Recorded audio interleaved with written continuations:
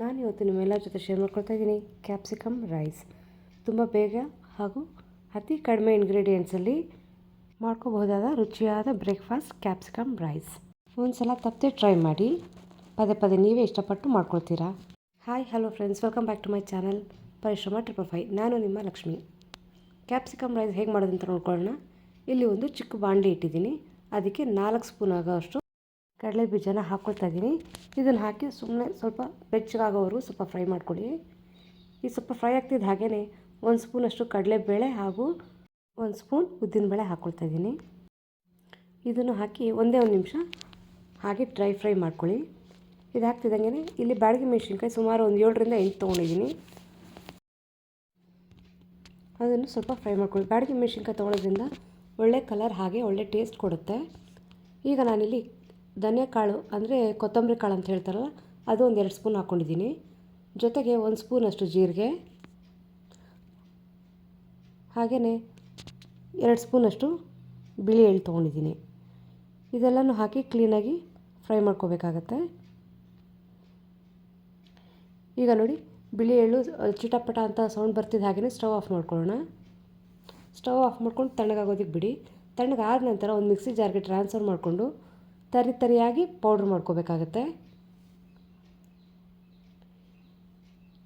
ಇದು ತುಂಬ fine powder ಆಗೋ ಅವಶ್ಯಕತೆ ಇಲ್ಲ. ನೋಡಿ, ಈಗ ಇದು ಪೂರ್ತಿ ತಣ್ಣಗಾಗಿದೆ. ಇದನ್ನು ಒಂದು ಮಿಕ್ಸಿ ಜಾರ್ಗೆ ಹಾಕ್ಕೊಳ್ತಾ ಇದ್ದೀನಿ. ನೋಡಿ, ಈ ರೀತಿ ಪೌಡ್ರ್ ಮಾಡಿಟ್ಕೋಬೇಕಾಗತ್ತೆ. ಈ ಪೌಡ್ರನ್ನ ನಾವು ಏರ್ ಟೈಟ್ ಕಂಟೈನರಲ್ಲಿ ಸ್ಟೋರ್ ಮಾಡಿ ಇಟ್ಕೊಳ್ಬೋದು. ಇಲ್ಲಿ ಒಗ್ಗರಣೆಗೆ ಒಂದು ಬಾಣಲಿಗೆ 2ರಿಂದ 3 ಸ್ಪೂನಷ್ಟು ಎಣ್ಣೆ ಹಾಕ್ಕೊಂಡಿದ್ದೀನಿ. ಹಾಗೆಯೇ ಸ್ವಲ್ಪ ಬಿಸಿ ಆಗ್ತಿದ್ದ ಹಾಗೆಯೇ ಸಾಸಿವೆ ಹಾಕ್ಕೊಂಡಿದ್ದೀನಿ. ನಂತರ ಕರಿಬೇವಿನ ಸೊಪ್ಪು ಮತ್ತು ಸಣ್ಣಕ್ಕೆ ಉದ್ದಕ್ಕೆ ಹೆಚ್ಚಿಟ್ಟಿರೋಂಥ ಒಂದು ಮೀಡಿಯಮ್ ಸೈಜ್ ಈರುಳ್ಳಿ ಹಾಕ್ಕೊಂಡು ಸ್ವಲ್ಪ ಕಲರ್ ಚೇಂಜ್ ಆಗೋವರೆಗೂ ಫ್ರೈ ಮಾಡ್ಕೊಳ್ಳೋಣ. ಈಗ ನೋಡಿ, ಕಲರ್ ಚೇಂಜ್ ಆಗಿದೆ. ಈಗ ಸಣ್ಣಕ್ಕೆ ಉದ್ದಕ್ಕೆ ಹೆಚ್ಚಿಟ್ಟಿರೋಂಥ ಕ್ಯಾಪ್ಸಿಕಮ್ನ ಹಾಕ್ಕೊಳ್ತಾ ಇದ್ದೀನಿ. ಜೊತೆಗೆ ಒಂದು 1/4 ಸ್ಪೂನಷ್ಟು ಅರಿಶಿನ ಹಾಕ್ಕೊಳ್ತೀನಿ. ಇದನ್ನ ಹಾಕ್ಕೊಂಡು ಸ್ವಲ್ಪ ಫ್ರೈ ಆದರೆ ಸಾಕಾಗುತ್ತೆ. ತುಂಬ ಅದು ಬೇಯಬೇಕು ಅನ್ನೋ ಥರ ಏನಿಲ್ಲ. ಮತ್ತು ಹಾಗೆ ಇಲ್ಲಿ ಸ್ವಲ್ಪ ರುಚಿಗೆ ತಕ್ಕಷ್ಟು ಉಪ್ಪು ಹಾಕ್ಕೊಳ್ತಾ ಇದ್ದೀನಿ. ಇದೆಲ್ಲ ಹಾಕಿದ ನಂತರ 1 ಸ್ಪೂನಷ್ಟು ಗರಂ ಮಸಾಲೆ ಹಾಕಿದ ತಕ್ಷಣವೇ ನಾವು ಫಸ್ಟೇ ಪೌಡ್ರ್ ಮಾಡಿ ಇಟ್ಕೊಂಡಿದ್ವಲ್ಲ, ಆ ಪೌಡ್ರನ್ನ ಹಾಕ್ಕೋಬೇಕು. ಇದು ಸುಮಾರು ಒಂದು 5ರಿಂದ 6 ಸ್ಪೂನಷ್ಟು ಹಾಕ್ಕೊಳ್ತೀನಿ.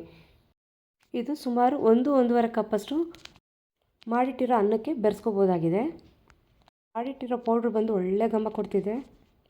ಈಗ ಉಳಿದಿರೋಂಥ ಪೌಡ್ರನ್ನ ಇದನ್ನ ಒಂದು ಏರ್ ಟೈಟ್ ಕಂಟೈನರಲ್ಲಿ ಸ್ಟೋರ್ ಮಾಡಿ ಇಟ್ಕೊಳ್ಬೋದು. ಯಾವಾಗ ಬೇಕೋ ಆಗ ತಕ್ಷಣಕ್ಕೆ ಪಟ್ ಅಂತ ಮಾಡ್ಕೋಬೋದು. ಈಗ ನೋಡಿ, ಈ ರೀತಿ ಫ್ರೈ ಮಾಡಿದಾದ ನಂತರ ಇಲ್ಲಿ ನಾನು ಮೊದಲೇ ಮಾಡಿಟ್ಟಿರೋಂಥ ರೈಸ್ ಇತ್ತು, ಅದನ್ನು ಹಾಕಿ ಕ್ಲೀನಾಗಿ ಬೆರೆಸ್ಕೊಳ್ಳೋಣ. ಇದಕ್ಕೆ ಬಿಸಿ ಅನ್ನನೇ ಆಗಬೇಕಂತ ಏನಿಲ್ಲ. ರಾತ್ರಿ ಮಾಡಿರೋ ಅಂಥ ಅನ್ನ ಉಳಿದಿರೋ ಅನ್ನಕ್ಕೆ ಕೂಡ ಈ ರೀತಿ ಮಾಡ್ಕೊಂಡು ಬೆರೆಸ್ಕೋಬೋದು. ತುಂಬ ಚೆನ್ನಾಗಿರುತ್ತೆ.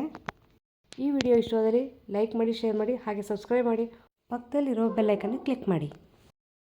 ಹಾಗೆ ನಿಮ್ಮ ಫ್ರೆಂಡ್ಸ್ ಕೂಡ ಶೇರ್ ಮಾಡಿ. ಕೊನೆಯಲ್ಲಿ ಕೊತ್ತಂಬರಿ ಸೊಪ್ಪನ್ನ ಹಾಕ್ಕೊಂಡು ಒಂದು ಸಾರಿ ಮಿಕ್ಸ್ ಮಾಡಿ, ಬೇಕಾದರೆ ಒಂದು 2 ನಿಮಿಷ ತಟ್ಟೆ ಮುಚ್ಚಿಡ್ಬೋದು. ಈಗ ನಮ್ಮ ಡಿಶ್ ರೆಡಿಯಾಗಿದೆ. ಬ್ರೇಕ್ಫಾಸ್ಟ್ಗಂತೂ ಹೇಳಿ ಮಾಡ್ತಿರೋಂಥ ಟಿಫನ್ ಇದು. Capsicum rice ready to serve, ready to eat. ಈಗ ಇದನ್ನೊಂದು ಸರ್ವಿಂಗ್ ಬೌಲ್ಗೆ ಸರ್ವ್ ಮಾಡ್ಕೊಳ್ತಾ ಇದ್ದೀನಿ. ಇದಾಗಿತ್ತು ಇವತ್ತಿನ ವಿಡಿಯೋ ಕ್ಯಾಪ್ಸಿಕಮ್ ರೈಸ್. ನೋಡಿದ್ರಲ್ಲ ಎಷ್ಟು ಬೇಗನೆ ರೆಡಿ ಆಯಿತು.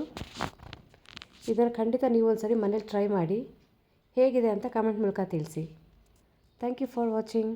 ಬಾಯ್ ಬಾಯ್.